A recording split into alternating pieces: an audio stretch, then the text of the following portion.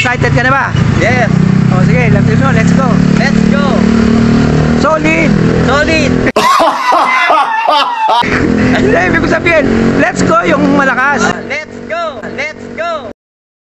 Dana!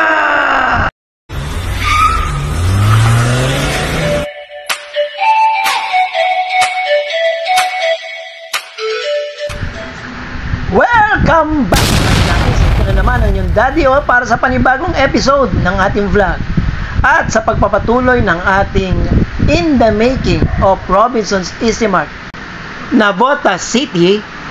Makikita natin na patuloy ang preparation na ginagawa nila rito, including yung ating building signage.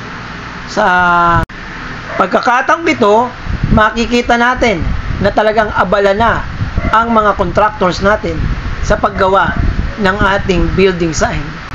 So, ano pa hinihintay natin? As usual, let's go! Let's go!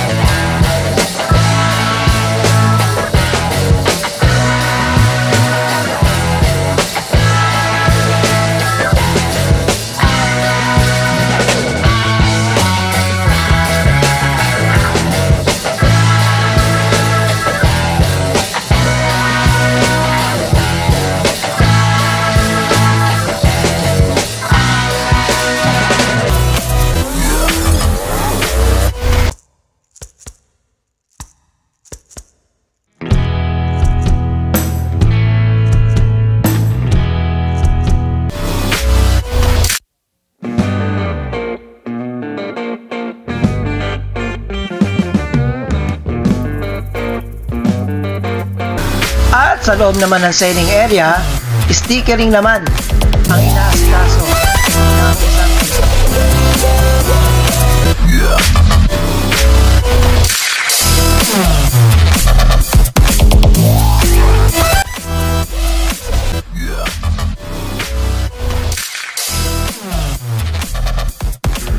at habang ginagawa nila yan, nag-ikot-ikot tayo sa paligid upang kumausap ng ilang residente kung ano masasabi nila na magkakaroon na ng Robinson's Easy Mart dito sa lugar nila. Excited na ba kayo magkakaroon ng Robinson dito? Oo. Kahit pa paano naman, malapit-lapit yung pag namimili kami, medyo malapit na. At saka yung pag-jack namin, yung pila namin dito, lalakas. Kasi yung mga tao, ayan. Yung customer. Malaking bagay sa amin yan, magandang sa amin yan, lalo sa pamamakada namin, pagkanak buhay. So, magkano ba kita natin dyan sa isang araw? Depende po sa mga ano, pagka walang pasok ko, minsan 400, ganyan. Pagka may pasok naman, pagkahapon, makaka-800 ka, malakas. Pero ngayon pagka yung mga Sabado-Linggo, wala nang school. Sige kuya, isang let's go lang tayo ha. Let's go. Let's go! Right. Pero ngayon, malapit lang. Lalakarin nyo lang. Isang let's go tayo, Nay. Let's go, kamo. Oo. 1, 2, 3. Ano sasabihin? Let's go. Textbook. Let's go! Let's go! Let's go!